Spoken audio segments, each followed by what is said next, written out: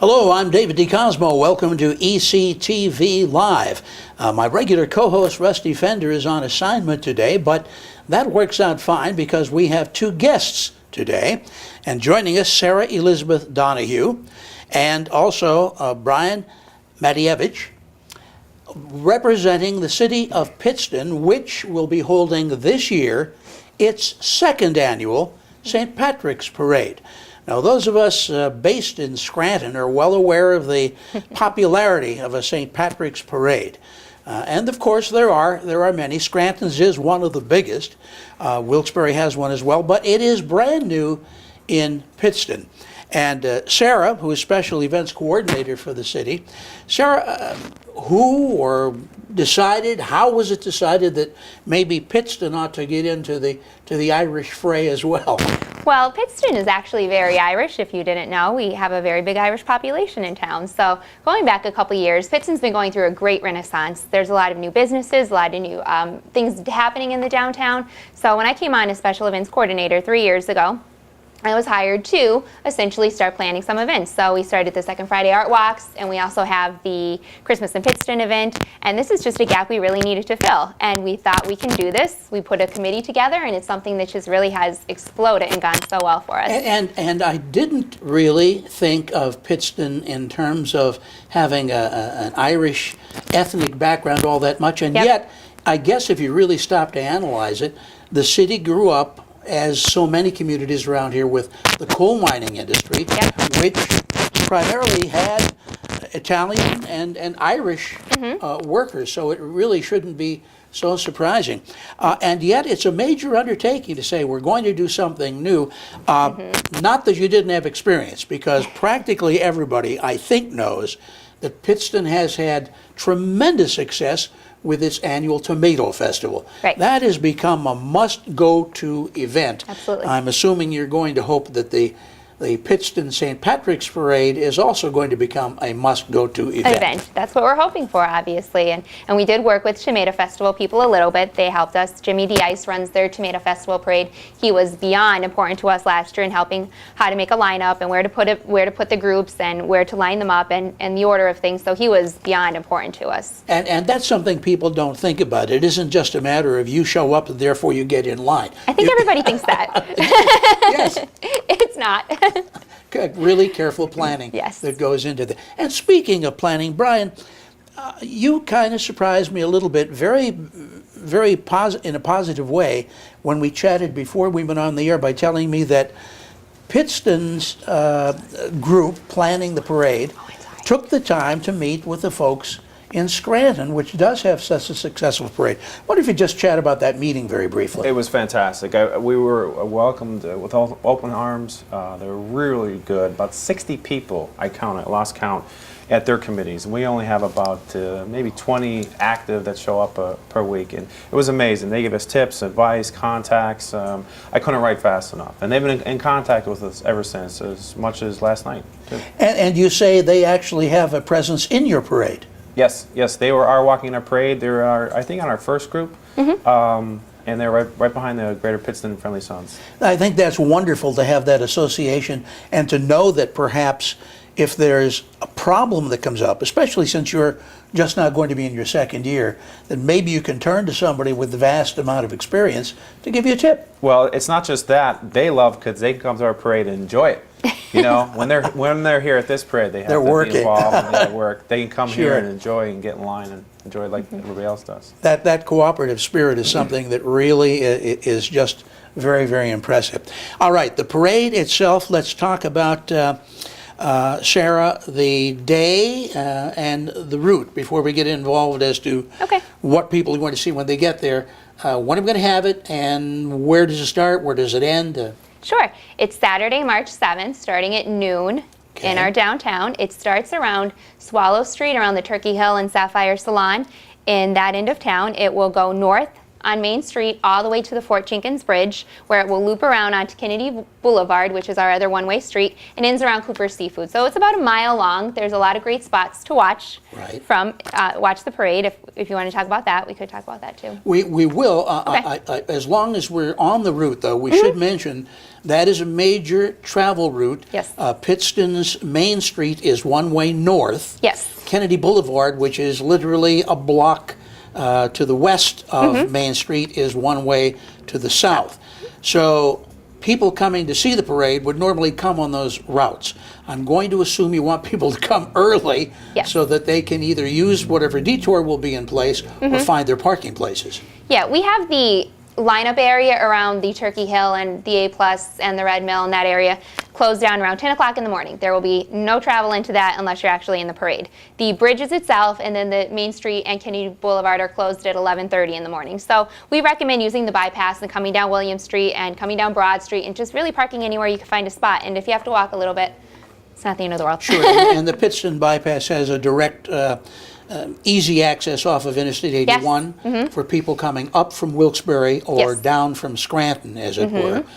Get onto the bypass and then head from the bypass toward town, find a parking place there. And you mentioned there are a lot of good vantage points to watch the parade? There are. There's tons of great spots. I think the area around the Tomato Festival lot is going to be the busiest area. We have a band shell there with our MC announcing groups as they go by. So I think that's really the nicest area where you'll have the MC. It's kind of the hub of the downtown. There's a lot of beautiful buildings and businesses there and murals on our walls. And that's going to be the busy area. I think if you want to stay away from the crowd a little bit, try Kennedy Boulevard or try a little bit more south towards the parade start, or even a little more north towards the bridge, or towards Fuji, our Asian bistro, around William Street. It's going to lessen a little bit around there. So wherever you can find a spot, really. But if you want to hear the MC, then it's going to be in that Lower Tomato Festival lot area. There will be plenty to see in this parade. It is the second annual Pittston St. Patrick's Parade. Let's talk about how the first year worked out and how the second year looks by comparison in terms of the planning, at least. Okay. The really only complaints that we had last year were no porta potties, and now we have porta potties. So that was one very important detail, and it's something we just, I don't think really that we need it necessarily last year. We didn't anticipate the crowd that we had, so it's something we didn't really allot for, and now we have 10 of them, and Brian made a lovely map that has the locations of the porta potties throughout the downtown. So we did accommodate that request from people. We also are eliminating cars parked along the main route or along the band shell in that area. From Market Street to William Street, there will be no cars parked there. We'll have the area horsed off because in that area last year it got very, very busy. And at some point it was hard to tell the parade from the people. There was just so many people. So they will be pushed back a little bit to make it for a safer environment for the cars coming down the road. Were you surprised at the turnout last year? Yes, absolutely surprised. I thought it would do well. I had no idea about the positivity and the response, and it was really just the perfect day. The weather was great. After a brutal winter like this, everybody wanted to come out on a nice day, and the crowd was just amazing, and there was no issues, no problems. Everybody behaved, per se, and it was just a wonderful day. And since it was the first, in a sense, it was a surprise to some people that maybe didn't follow the day-to-day planning of Pittston. I told both of you I walk in that area often, and I came over there one day and was surprised to see they were painting the lines down the center of Main Street in green stripes. And my friends at Channel 16 were doing a story, apparently. I'm told I was in the background of that one as well. Photobombed it. Sure. Well, they should be painting it this week, I believe. I think next week. Is it next week? I think maybe middle of next week. Well, the parade's on the 7th, March 7th, so you got a little bit of time. Were you surprised at the crowds the first year, Brian? It was amazing. It was amazing. I couldn't believe how many people, especially the kids. It was great, and the weather really was the big thing. You know, sure, it really helped. So hopefully, this snow is going to start melting. And that's another thing. The city of Pittston's already been working on cleaning up the snow, getting the piles off the side of the roads and everything. So we're not going to see that. With that and the cars being gone, I think it would really make a difference. Well, without any traffic parked there, Main Street is a very wide thoroughfare, and certainly Kennedy Boulevard is. One of the things you will see sort of ancillary to the parade itself is what I consider to be the newest downtown in northeastern Pennsylvania, because there have been a tremendous amount of renovations going on in downtown Pittston. A lot of building facades, Sarah, that have been improved. We have been working very hard with the businesses, and the parade really is just a testament to those businesses and those people that came into our downtown who put their faith in Pittston. And we're just so excited to have the parade and so excited for them to have a great day of business. I know last year they did phenomenal, and this year they're going to do great as well. So all those businesses that have come in the last couple of years, and there's been a lot, this is what they're looking for. They're looking for a great day, lots of great events, and this is really one of the biggest ones next to Tomato Festival. You get to see those businesses. You get to see all the new facades of some old buildings. The murals, if you're not familiar, Pittston has a program where there are murals painted on several buildings, a huge tomato mural. There's one depicting the background of our area with a miner and a locomotive, people working in the garment factory, of course, which was, in a sense, headquartered in the city of Pittston for many, many years. So these are things you're going to see, again, ancillary to the parade. What about in the line of march itself? What have you got lined up? Give us an idea as to what people who come to the parade will see passing in review. We have 134 entries, which is about 10 more than last year. So it's a very big parade. Already growing, absolutely. We have 6 pipe and drum bands. We have some high school bands, marching bands, and their cheerleaders. We have elected officials. We have Irish step dancers, other dance groups, youth sports groups. We have businesses, nonprofit groups. The Oscar Mayer Wienermobile is coming. Wait a second. I am a Facebook follower. Yes. And I saw on Facebook the Wienermobile, and it was in some sort of an accident. So has it recovered? What's happened? I don't know the status of that one, but they have a whole fleet of them. So we have another. Don't fret. The Wienermobile is coming. You are not the first person to say that and point that out. Yes. As soon as we put it on our Facebook page, it's like, no, it's crashed. It won't be there. All right, I interrupted. I'm sorry, but I know people are going to be anxious. Oh, Famous absolutely. vehicle like that. So we stopped at the Wienermobile. Yes, I don't know where you go from there. We have Chef Brian Duffy, which I'd like to talk a little bit about too, and I know Brian can talk about him. He's our special guest that's coming to the parade. He's of Spike TV's Bar Rescue, the television show. He's been on that. And he's coming as our special guest, and he's going to ride in the parade, and then he's going to kind of hobnob around town the rest of the day and kind of visit. You got some names coming as well. I mean, some special people like that. We also have the fundraiser, or I guess we call it fundraiser, the night before the Tomato Bar. He's going to be there. $20 a ticket. I believe you're going to get some food that's created by him and some drinks and all that. I think the tickets are selling pretty fast for that too. And the proceeds go towards the parade. Okay. You have a Grand Marshal this year as well? We do.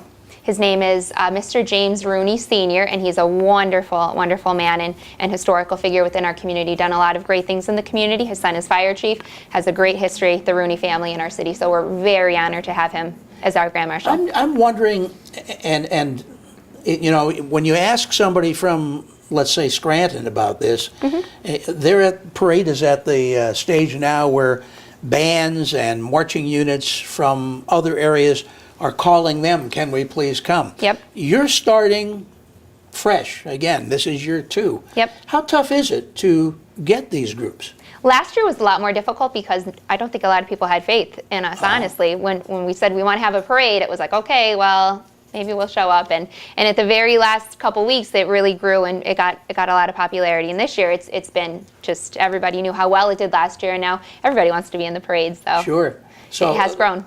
But you still have to reach out to many organizations, if nothing else, the dates. I'm also impressed, we talked with Brian about the fact that you met with the Scranton folks and got some ideas there. Was there a specific intent when this whole idea was cooked up to make sure you didn't, quote, compete with the Scranton people? I don't think that was a problem because they reached out to us last year about being in the parade and all that. It was just more of tips and advice, and you know they've been doing this for 60 years. They're more than willing. When we first went up, we took about 6 of us from the committee and some from the Greater Pittston Friendly Sons, and it was a lineup. We were trying to look for, tips and advice on a lineup. Sure. And they loved it. They loved. There was no competition whatsoever, and especially a different date. Right. But that was intentionally Right. Oh, absolutely. intentionally done. And it's not the first example, because we mentioned First Friday, which is held in Scranton, but Pittston has second. Right. Second Right. Friday, which is again an arts sort of walk where you go Yeah. through town. It's really neat. Various My kids various love it, too. artists. It's great. That is absolutely wonderful. The coordination is a great thing, and I think both cities, both communities, and of course the people who come to view the parade will be very pleased with that. I can't imagine that something like this is done for free. So, No. you have any idea what it costs, and how do you raise money for it? We had a fundraiser in November at Susquehanna Brewing Company, SBC, and we called it Shamrocktoberfest, kind of a play on Oktoberfest, but Shamrocktoberfest. That's our big fundraiser for the year. We raised a couple $1,000s in terms of that. The rest of it is basically by donors and sponsors who, of course, we have various sponsor levels, and they get their name on the t-shirt and on a banner and all different kinds of perks, obviously. And that basically funds it all. And pipe and drum bands are very expensive, so Yes. that takes up most of our money. Sure. Additionally, in order to manage a parade, one of the essentials in virtually any communities I've always heard has been volunteers. What's the story with yours? We have a committee of about 20-ish people at 20 this active, point, yeah. active people, and everybody honestly has different talents and wants to help with different terms of the committee. The sponsors, the t-shirts, Brian does a great job on communications for us, the lineup itself. We have just lots of different needs within the committee, and everybody comes and really does their job, and we're getting organized. It's only our second year, obviously, so we're still figuring out our niches and who does what, obviously. We'll get more organized as the year goes on, but as the years go on, but it has just come so far, and we couldn't do it without our committee. Sure, and you've got to actually have people out there in the street as these units are forming. We mentioned earlier that Yes. you don't just come and set up where you want. You have a line of march, and that's important because if you get 3 bands coming, you don't want 3 bands marching back to back. Correct. So that's part of the consideration that absolutely. you've got to have. If we have someone who's watching who wants to do more than just come and see the parade, and they might want to become some sort of a sponsor or a donor, certainly they might want to become a volunteer to help make this happen. Is there a telephone number? Is there a web address where they can reach out to you folks? They can find us on Facebook. We have a Facebook page and a web page. We can give that to you. You can put it up. Basically, Pittston City St. Patrick's Parade is our Facebook page. They can get that just by going to Facebook and find out. And you've got most of the information they would want to know on there. Right, they can see everything there. They can contact us. We have a couple admins on the page. We could forward it to whatever they want to do. I did mention bands just a second ago. Bands are an integral part of virtually any parade. If you would, again, to go over what we're going to see in the way of musical presentations in the parade itself. Sure, we have 6 pipe and drum bands. They are Wyoming Valley Pipe and Drum Band, Ulster Scottish is new to us this year, Kiel Nave is new to us this year, they're from out of town. There's the Greater Scranton Black Diamonds. There is, who am I missing? Celtic United. Celtic Pipes. United, Yeah. and one more? I can't pronounce it, even though I'm Irish. Kiel, I said Kiel Neve. Ulster Oh. Scottish, Kiel Neve, Wyoming Valley, Greater Scranton, Kiel Moore, and Celtic United is the 6th. And not only that, we have the high school bands, and we also have 2 floats that have live bands on them. A U2 cover band is going to be on a float, an 18-wheeler, and there's another live band that's going to be a little bit later in the parade. So And we have Pittston- lots of music. Pittston High School as well? Yeah, and Wyoming Area High School, they play together.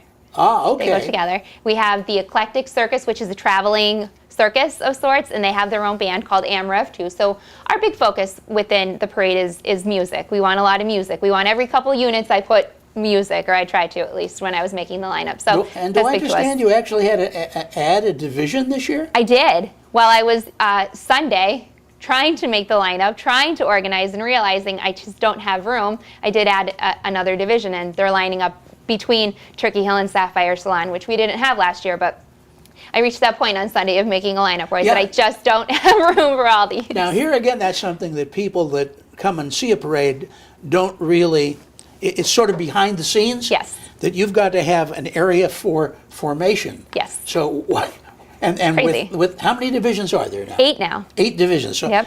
where do you put 8 divisions of people to begin a parade?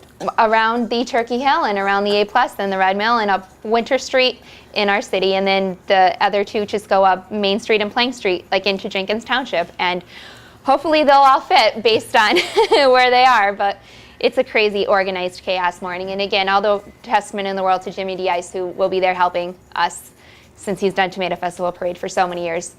He's the calm one while we're running around a little bit crazy. I asked you about how surprised you were at how the first year worked out. Are you equally as surprised at how the second year is forming up?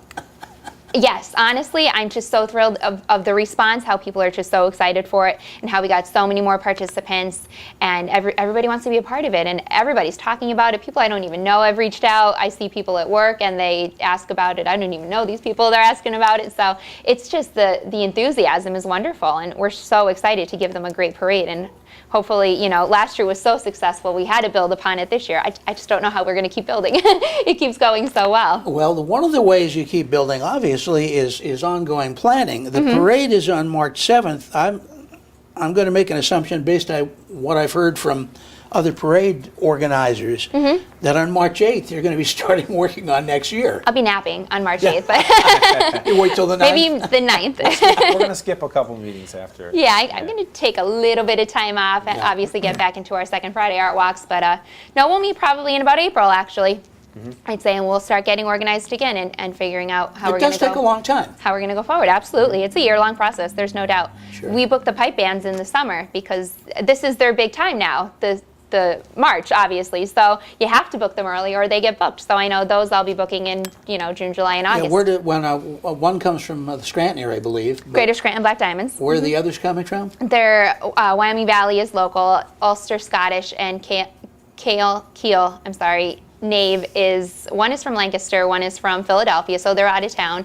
Keelmore is out of Luzerne, and they're basically local. I think one is Dunmore, so they're pretty much local except for the 2 new ones this year from It's Philadelphia Still and very Lancaster. impressive. They're always a big show Yes. for any parade. Absolutely. But as I recall you saying, in addition to the music that will be incorporated within the parade, you have a city band shell. We do. Now, will you have performers there as well? We do. We have the Celtic Rebels. They're an Irish band. They're going to perform an hour and a half before the parade and then an hour and a half after the parade for all the people who are going to be hanging out in the downtown. So that should be nice, entertainment to hear as people go by, as they're going to the restaurants and And the bars. where will the band shell be set up? It's the same exact spot as the Tomato Festival, except it's facing Main Street instead of facing within the lot. So same exact spot right on the edge of the lower lot there. It's just going to be facing our Main Street. Okay, so a reminder to people too that you probably ought to show up as early as you can,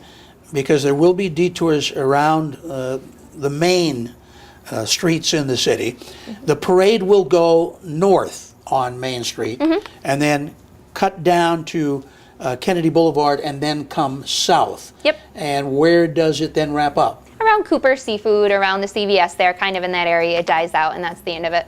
How long was last year's parade? Do you remember? Time-wise? Yes. All day. That's what it seemed like. It just never ended. Let me rephrase the question. The line of march itself, from start to finish, we say it was about an hour or so, or Maybe longer than And, that. it was almost 3, actually. Yeah. almost 3 hours. Yeah, we're anticipating about 3 o'clock. So end time. people can come and really spend the day and have. Oh, absolutely. Come for breakfast at one of our restaurants.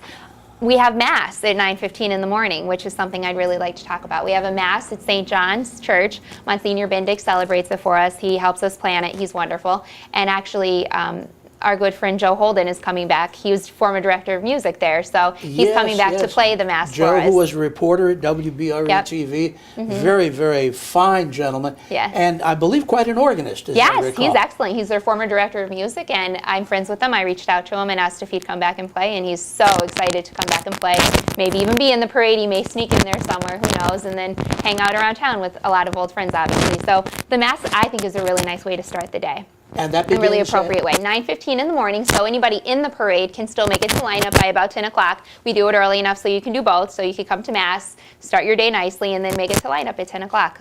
And then you've got your music after the line of march is done on the band shell Yep. for what, another, did you say an hour? Hour and a half. Well, truly a full day of events, and we want to invite everyone to come out. It's one of those events where, from your point of view, from the audience point of view, it's free.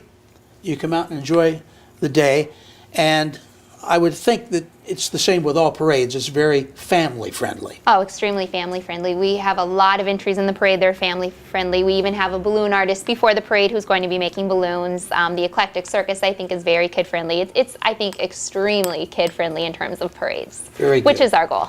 Very good. Well, I thank Sarah and Brian for joining us today to talk about the newest parade in our area, the Pittston St. Pat's Parade. And that will be on March 7th. And the parade itself kicks off at noon, right? Although many other events, as you heard, the Mass and the music before the parade on the main street and after the parade as well. Sounds like a very fun-filled day. Thank you so much for joining us. Thanks for having us. Appreciate it very much. I'm David D. Cosmo for ECTV Live. Mark McGlory, thanks so much for keeping us non-green as far as the the texture of the screen is concerned. And until I see you again next week, here's hoping all your news is good.